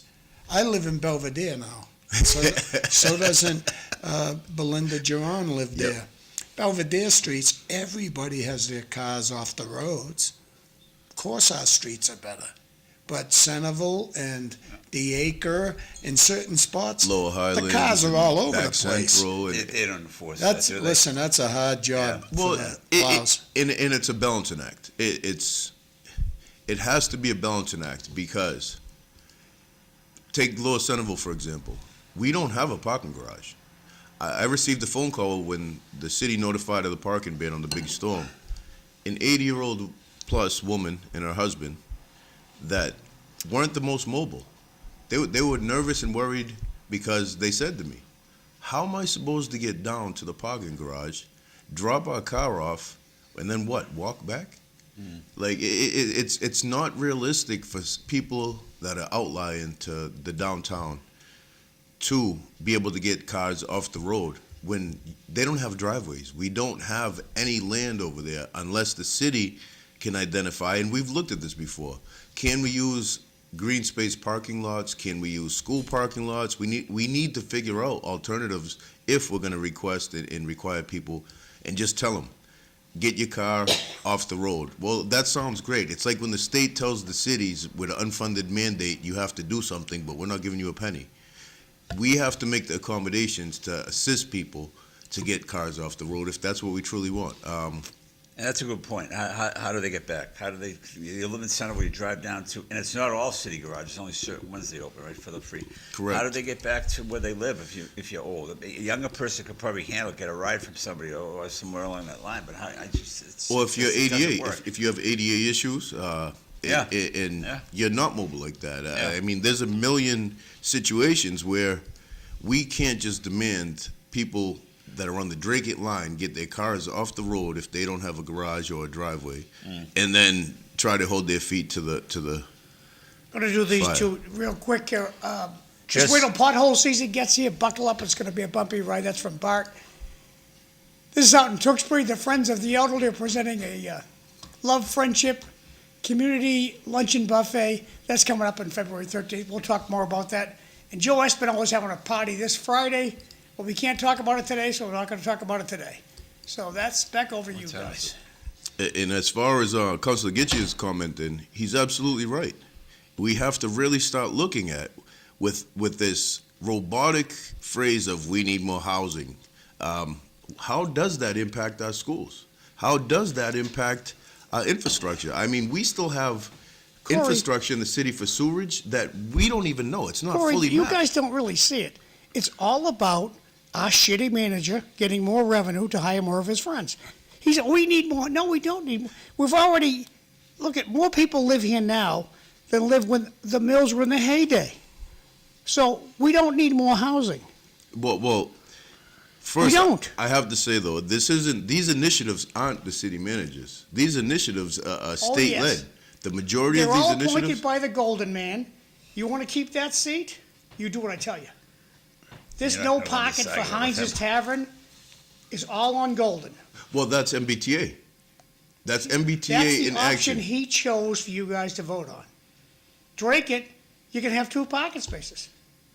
Two How is parking it Drake spaces it has per different unit. rules than us? No, they're capped. The MBTA is capped at how much, up to a certain amount you can require. You're not allowed to You could have do two. required 2 spaces per each, and your manager fed you you have to have no parking. That's what he fed you. You guys You gotta- trusted him, which you should not have done. You know, we all have our own opinion here of the city council, and I think in the past 2 years, you guys did a lot of great things too, obviously. To me, you did. I know our taxes are gonna go up again, but things for the city manager, John, are gonna change. Don't forget, it was all. No, he has a 99-year Let me contract. just finish. You know, and Your I love last, when- I love your when- last council, it was almost all the time 8-3. 8-3, 8-3, 8-3. That's the way the votes go. Now, it's gonna flip over to maybe 7-4. Bobby, the guy's getting a 6'5". grand a day. You think he's gonna walk? He's getting $1,000 a day. You can always be fired. Yeah. Can always be They fired. can't fire him. I say this, They he's fire him, not, have to he's pay him not off. gonna get everything he wants right now with this new council. But- I just don't see it. He'll But just stop going to meetings. defensive Golden and the talk that John says all the time, he hires his friends. Well, Kevin Murphy hired his friends. It was like a political rest home over there. Eileen Donahue hired her friends. It's part of the. It's part They of the. hired qualified Oh, folks. oh yeah, Murphy hired some real qualified people. Yeah. That was my take on it. Well, as soon as Dr. Kafawi on the schools mentioned the maintenance of effort, Kevin Murphy got rid of him. And then How'd that happen? I'll give you the example. In Drake, the new town manager just hired a person from Swampscott, I believe, is the new town clerk, and she's taking heat over because she's hired an out-of-towner. Well, nobody applied for him in town, and they got like and that was the person wasn't like a friend, you know, when you say politically connected or anything. But they can't win. It seems you can't win when you're damned if you do and you're damned if you don't. I mean, at the end of the day, we need people that are qualified to do the job, period. That's the biggest challenge, Yeah. is finding qualified people to do these positions, these jobs. Where they come from, that's a different conversation. But at the end of the day, I don't think people complain if it is a friend or they have a previous relationship and the person is qualified to do the job. There's nothing to really talk about at that point because the job's getting done. But I do think we need to take a hard look at how we do a lot of these operations, what kind of services we're providing. With 311, I think that's why I push so hard to implement that, is because that provides a whole set of metrics from behind the house. The manager can print out how long on average, from the time you put in a request to have your street plowed or a snow pile cleared to when it was closed out. And I think at the end of the winter, we really need to compile all that data, take a hard look at it, and strategize ways to really improve on that reaction and be a lot more proactive in some instances. I mean, I know that they're still trying to figure out what works best within the department, but I definitely think we dropped the ball on this last storm. I have a friend that called me, right, from the end of West 6th Street, down where the basketball courts are. And what is that, St. Louis Field, I Yeah. called it. Yeah. He has the hot dog stand that used to be right next to it. That's still there, huh? Well, Wow. it's not. No, he don't Oh, do it okay. I anymore. remember But that. I remember he going to called me softball during game. the storm. Yeah. He said, they're pushing all the snow down toward my house, and they broke my fence. I said, well, do what you did last time. Call Corey Robinson. Don't bother me. His name's Dave Rourke. He calls me all the time about Bob, things. you want to read these? Respectfully, I've been sending this picture to McDonough for years, and it's still not fixed. That's Middle Street. The Is that best way, private property? the That's best Middle way to get more funding is to create problems. When government tries to solve problems, there's never enough money. Jay. Yeah, I don't know if that column that looked like it was damaged is even city property. That might be private property over there. When's the Winterfest come? That next It's month? February, I believe it's. Yeah, I forget February the date. 28th, I Yeah, think, yeah. a one-day last- event yeah. this year. Yeah. Well, the city's supposed to have, let's say, for instance, the bank owns this. Why isn't this bank notified to fix this? And again, I don't know My the insurance situation. company would be all over me if the sidewalk at the funeral home looked like this. Yeah, I don't know the situation with that piece. I mean, if That's Middle Street, downtown Lowell. Right, yeah, TD Bank, I go there all the time. That's TD Bank. That's the way out. They pay the commercial rate taxes too. I don't know if they mean they've been sending you that picture for years, or because the downtown rep's name is McDonough now. And Oh, so, see, Jay, you gotta send this to Yeah. the city manager. City manager doesn't watch this show, so you gotta tell him, fix Middle Street and see what happens. Because he doesn't watch the show. Now, TD Banks, is that gone finally? Because they were closing downtown, yeah, right? that's gone. Yeah. I believe that's empty.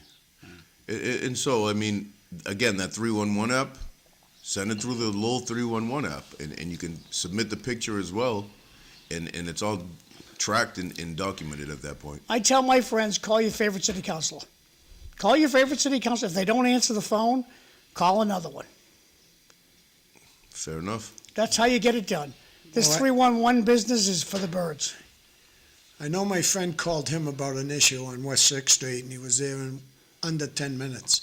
You must have been over near that new playground they're building, because you got there awful quick, and I think you do a great job for Centerville. Centerville hasn't had many people. No, I they mean, haven't through the years oh, as far as city councils. Well, there was one policeman, I can't think of his name now, he's been off for so long.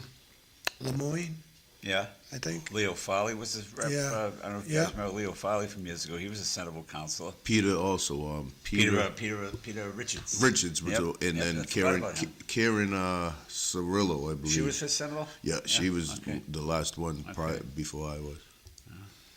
Your dad got you a lot of votes too, man. So did my dad.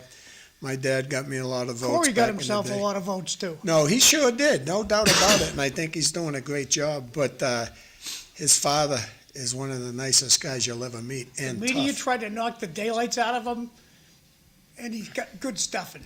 I think, Yeah. I think, I know him a little bit now. I'm getting to know him. I always made a mistake with his name, calling him Andy all the time instead of Corey. But what he did get from his father is some fight in him.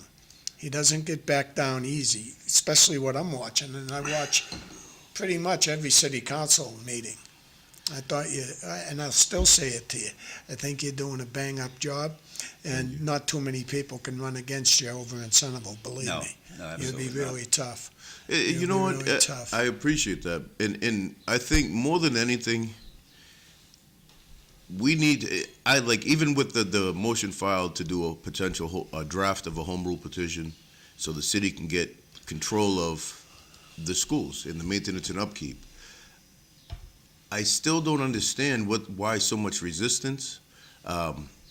It's almost like they want us to present a flow chart from A to Z of what this looks like, whereas for 3 years we've been asking the school side to come to the table and let's draft this together. And there are concerns and hesitations on it. I get it. I mean, the level of trust has to be reestablished, and I think the big piece is maintenance of effort.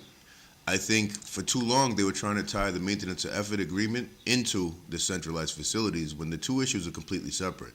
I think that's a discussion between the superintendent and the school committee and the manager and the council as far as maintenance of effort charge-offs and what's an accessible compromise.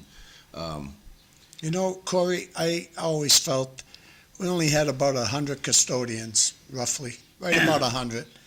And they cause you a lot of issues, especially when you connect them to Paul George's. They don't want to see the city get a nickel or any help from the schools. It's just the way it is. Wants to keep every dollar he can keep on the school side so they can get their pay raises. That's how I feel. That's where your biggest issue will be, is fighting union stuff. But And it's time, come on, you know what I'm saying? If I can put a light bulb in the school, I know how to do that. And, that fight about, oh, well, that's not my job. And that ain't my job. I mean, come on, you got to get over that stuff. And at the end of the day, as I said, we own the buildings. So we need to get in a position where if someone's telling us that's not my job, then we need to be able to turn around and say, yes, it is. And we're going to expect you and hold you accountable to do that job. And if it's too much for you, if you can't perform the job and you voluntarily want to leave, then we'll find someone that can do the job. But I'm not the type of person that's ever going to support forcing people to lose jobs. Because a lot of times what you see, especially in municipalities, is a breakdown in mid-management and management, and they blame the employees. when it should be quite opposite. If you haven't trained the employees to properly perform whatever you're asking of them, if you haven't documented what employees haven't and held them accountable on it, if people just blatantly told you no and you haven't exercised progressive discipline in their contract, then shame on the manager. And if all those things have been done, now we have an employee problem. But with the widespread situational problems that we have, I think, with the upkeep and maintenance of our facilities across the city, I don't think it's an individual employee problem. I think we have a management structure problem. I think we have an accountability problem. I think we have all of these other situations before we consider any outsourcing. Tommy, read this. Maybe he can take a drive by in his city car and can see it for himself. If Councilor Anthes wasn't asleep, maybe it would have been fixed. Good luck to anyone in a wheelchair getting around there. So, Corey, where are you going to take your position as a city councilor this term? Where do you want the city to go? I want to see some efficiencies. That's what I think is going to be huge for us, because we don't have a golden parachute of money anymore. The ARPA's gone. We have some serious debt that we're going to have to, well, the manager and his team's going to have to make a decision with as far as those positions that have been funded by ARPA. I think we're looking at 4 and 5% potential increases in residential taxes. All of these things, we need to scale back. I think we need to pull the e-brake on a lot of this spending as much as possible, still provide a good level of service, and really start whittling away at some of the fat that's in there, because this isn't sustainable. I really think when times are good and we had that parachute, it was a whole different ballgame. And there's a lot of policies that have been created that I think are coming back to bite us. And so I think we really need to dig in. And the number one thing I really want to key in on this term is efficiencies. Let's get what we're paying for. In some areas, we gave out something that I've never seen in municipalities: base $2, $3, $4 an hour wages plus COLAs on top of it, cost of living adjustments, which are 3%. So we were not competitive for quite some time in certain positions. Now we're beyond competitive. Now we're one of the higher paid in the area. And so as a result, it seems like in some instances we're getting less production, but we're paying more money. I think these are the conversations we need to start having, because we cannot continue down this path of spending and receiving less. Well, in management and Lowell, it's sit down, shut up, and hope you don't get noticed. That's the management theme. Sit down, shut up, and hope you don't get noticed. Not to interrupt, but Go ahead. I got to leave now. I said I was leaving a quarter up, so. Tommy, you're the best. See you Take next care, week. Tom. Nice to See meet you, Corey. buddy. Yeah, see you next Good to week, see you. buddy. Take care. You know, Thank you. Wish we had you in Drake it. my friend Sam Chase, he'll be on Thursdays. Corey, he always says to me, Bob, you get a good bang for your buck in the city of Lowell. He says it every time. It's because of how much school money comes into the city. But I think to get what you want and what Eric wants as far as the maintenance facilities thing, I think we finally have to open up that book and Thanks, check Tommy. out maintenance of effort to make the other side feel a little bit better. Because maybe the city is charging the exact amount. Maybe they are. I don't have the answer. I don't think anybody really had the answer for the past 20 years. Well, and if you look at it, it's a maintenance of effort agreement. So it has to be agreed upon. Just like any other agreement, both sides need to sit down and find that compromise. What's an agreement that both sides can work within those parameters? And once we find that, once we get to that point where the compromise this is clear on both sides, and push for transparency. Every dollar that's spent into the schools from our end should be signed off on and approved by their end, so that everyone's on the same page. Once we can get an agreement in place that both sides support, I think a lot of these other problems will go away. But unfortunately, the city doesn't have all the time in the world to just wait until they can resolve the maintenance of effort before we do something about our facilities. Because again, as phase 3, I believe it was just turned over, If that's not being maintained in that school, and we do get the calls from teachers, and they do explain how some of the facilities are not as clean as they should be. Other facilities, don't get me wrong, the custodial staff is phenomenal, and people rally around them, support them. The place is spotless. It's setting that accountability so you have some form of standard service across the board. Every school should have a basic level of expectation to be clean and environment that people want to learn in, people want to teach in, families want to visit. Every one of our facilities should have that same level, and it's about consistency. And you know something else that I want to say, because we were talking about building apartments, affordable housing, all them topics.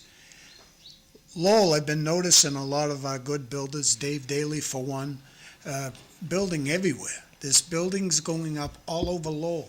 Just before the last city council, before you, the last 2 years, what I think, I've never seen it any better.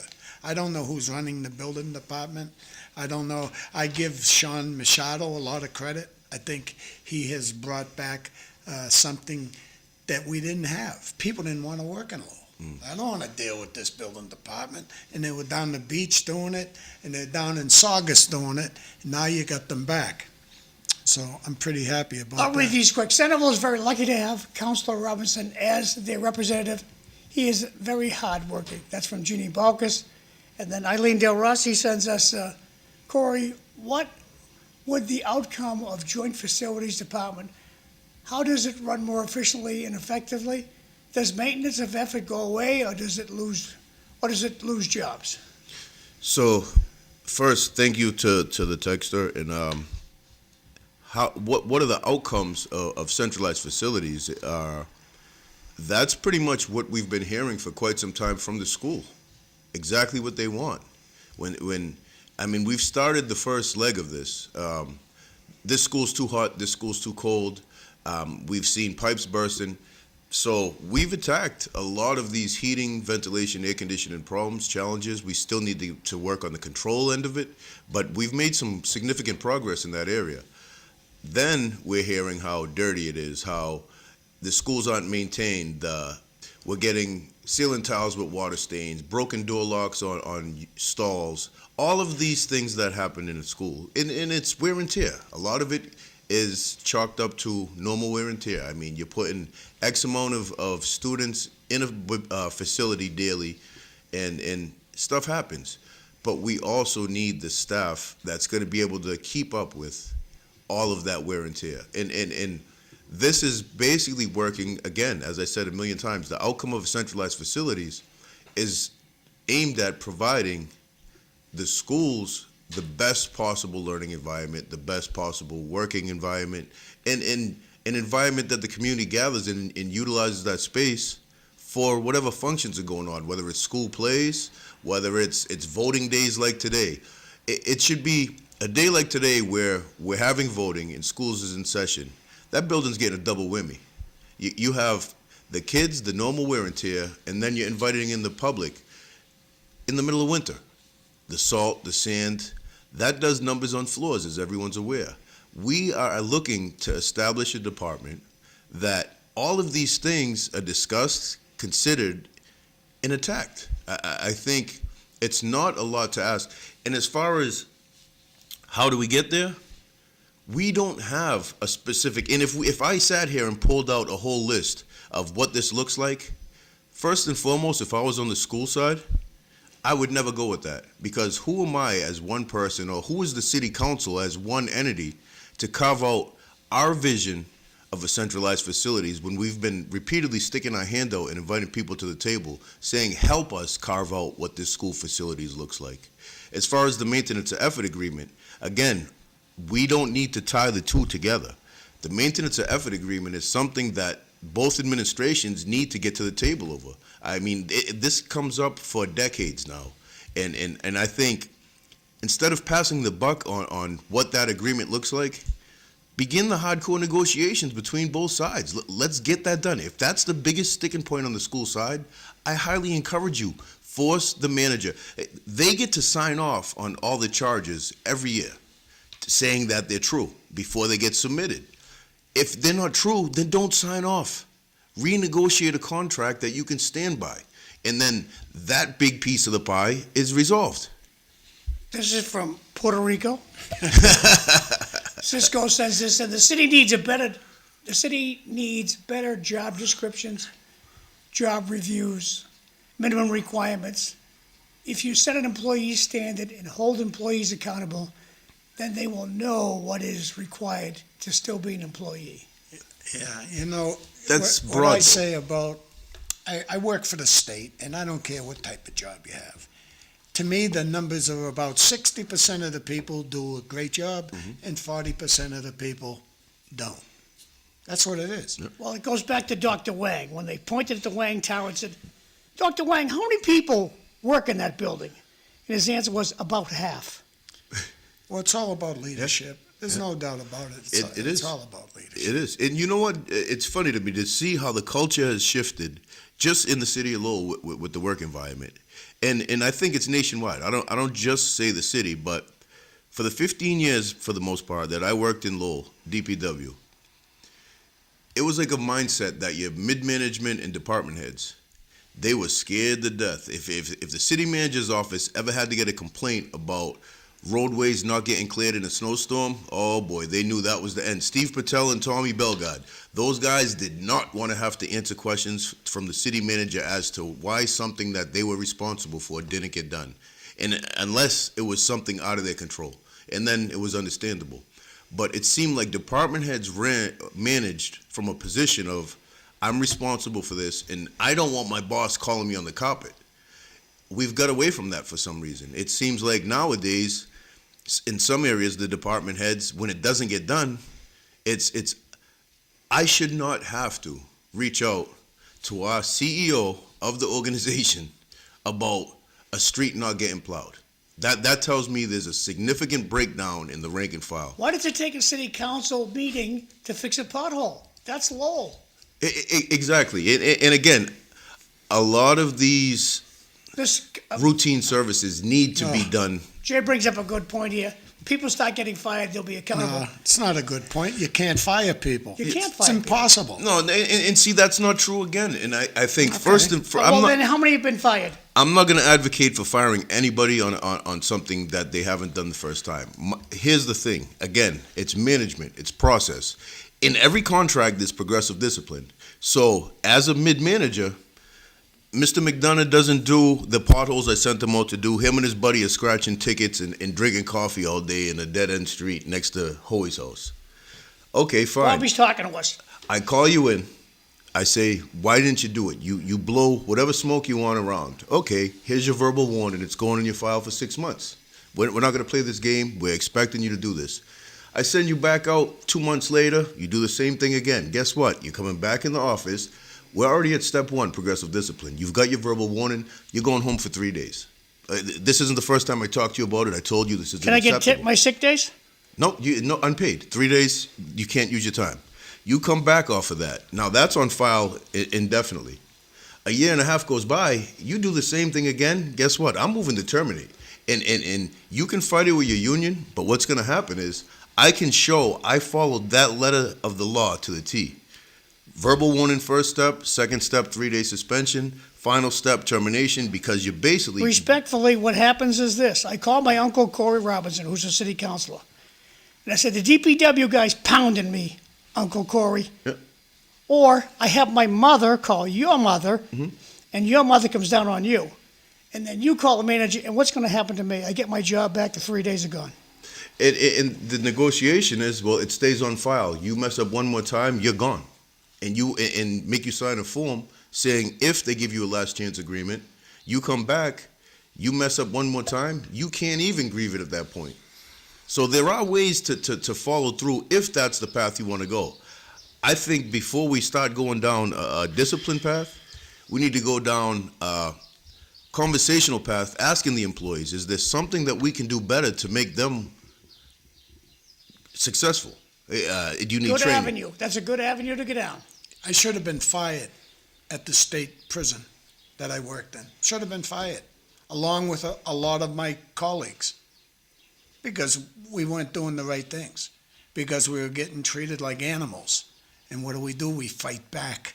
That's what unions, a big union, 5,000 members, that's a pretty big Good union. sized union, yeah. And we work right under the governor's branch of government. Could always get a pay raise, put big pressure on them during the election because there's so many members. Yep. We got more for the money, but it's all about higher than a guy that's fixing your potholes, okay? A lot. It's managers. Yep. Above, I would call it in my place a shift commander. Yeah. So mid management. Yep. Yeah, Yep. if I liked the guy I was working for, if I got a pat on the back, all we need is a pat on the back once in a while if we're doing the job. Yep. You praise But them. there's some people, they move them around. Might send a custodian, let's say, out to Eric, and Eric don't want them. There's things like that happen to poor guys. They can't even get rid of people, really, because they're so connected. Hey, tomorrow, City Life, Linda Bound's going to be the host. Danny Rourke's going to be here, and Greg Pappas. Well, That's they tomorrow, City can Life. talk about the election tomorrow. Now, correct? Corey, do I run the risk of losing this guy, Dick Kulik, under this new administration you're going to have for maintenance in the buildings? Is the sidewalk still going to look this magnificent? Hopefully, that's a gentleman that can go around and teach other senior custodians on John. what their schools should look like. John, That's what we're John. looking for. You know what's happening? You know how you get rid of what happens to a guy like this? He'll retire someday. He'll retire. Yeah. You lost Manny Silver over at McAvenue 40 years, right? The best. Who did they hire? His brother. His brother does the same type of job. Go check out the McAvenue. You go look at the Maury School. That has gone downhill. Now it's coming back up. Why? Bilby. I don't know his first name. 40-year custodian. Was unbelievable on Pine Street. It was always immaculate, inside and out.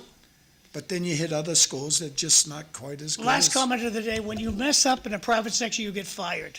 If you mess up in the public sector, you get second, third, and fourth shots to get it right. Depending on what the mess up is. If it's something so egregious that you can bypass steps and go right to the level of discipline if you feel like it's warranted. So if fighting at work, that could be right there. You're fired. See you later. Corey, thank you for your excellence. Thank you for coming in this morning. Yeah. You're welcome. You're always trying to take the city in a good direction. God bless you. Thank you, And, sir. So good to see you. Keep up the good Sorry we're work. running out of time. Thank you, and have a good day, everybody. And today, get out there and do your civic duty. And LTC, thanks for getting us back up on the air today. Good thinking. We'll see you tomorrow. Thanks. I am terrible when it comes to names.